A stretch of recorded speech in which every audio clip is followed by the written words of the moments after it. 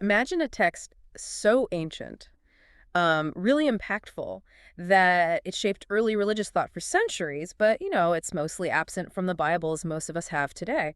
We're diving into that very mystery, the Book of Enoch. Specifically for our deep dive today, we're going to unpack chapters 611, which tell what's considered, well, the oldest known story of fallen angels in Jewish tradition. Right. And to guide us through this pretty intricate narrative, we've pulled from a foundational text critical analysis from UCL Discovery, alongside, comprehensive historical reviews you can find in places like Wikipedia.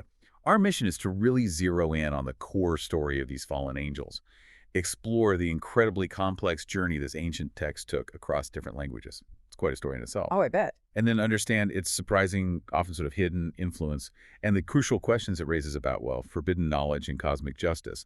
It's a journey into a text that, well, maybe not mainstream for many listeners, is undeniably significant. Absolutely. So, with that kind of impact, who was this figure, Enoch? The one we just glimpsed so briefly in Genesis. You might recognize his name from the book of Genesis, yeah. Hmm.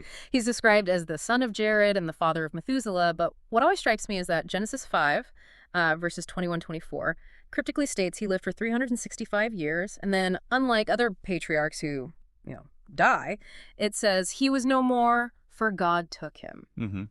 And that's been widely interpreted as Enoch entering heaven alive.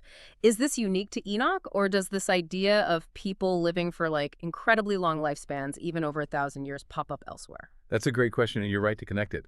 Well, Enoch's specific translation being taken is pretty unique within Genesis itself. The whole idea of extraordinary longevity, well, that's definitely a thread you find in many ancient cultures, no doubt about it. Mhm. But what's truly fascinating here is how that brief Genesis mention, God took him, just blossoms into something far, far grander in later traditions. So beyond just entering heaven alive, later Jewish and Christian texts, they really elevate Enoch. He becomes this powerful, almost cosmic figure.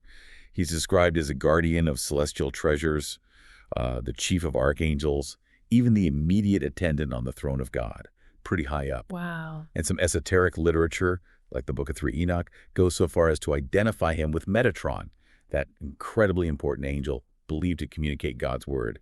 He's even considered the scribe of judgment and the one who dictated other significant apocryphal texts like the Book of Jubilees. So yeah, his story really expands far beyond that little mention in Genesis. That's an incredible transformation for a biblical figure. So if he's so central to these traditions, what exactly is the Book of Enoch? Because when we say the Book of Enoch, we're not talking about a single book written all at once, are we? No, not at all. Good point.